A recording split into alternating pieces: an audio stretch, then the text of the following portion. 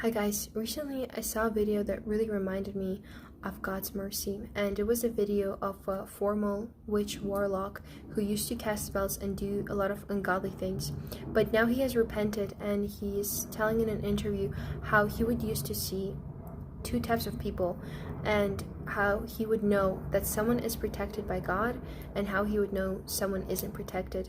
So the way he used to do that is by looking if they have any spiritual armor on.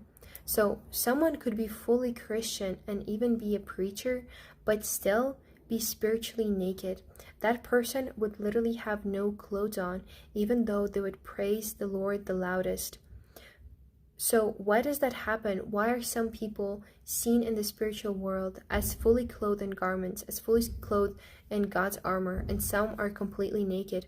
Well, that is because sin strips away our armor.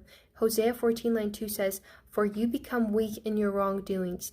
Sin weakens us because it separates us from the source of strength, which is God. This is why Ephesians 16:11 says, "Put on the whole armor of God, that you may be able to stand against the schemes of the devil." But this made me wonder, well, how do we know that we're not naked? Because if we are not going to be able to stand before God on the day of the judgments, because Revelation 7:9 says that the chosen ones will be standing before the throne and before the Lamb, clothed in white robes, and that we need to keep our garments on to not go about naked and be seen exposed. Revelation 16:15. This is why it's so important to have our spiritual garments on. The angels also cannot serve us, because if we're exposed, if we're naked, they need to look away. So now we know why it's so important to have your spiritual garments on. But how do we actually know that we have them on? The answer to that is actually a lot simpler than you can imagine. The white robes are not moral perfection. They're not given because you're perfect. They're forgiven lives. It's righteousness given by Christ, not personal merit.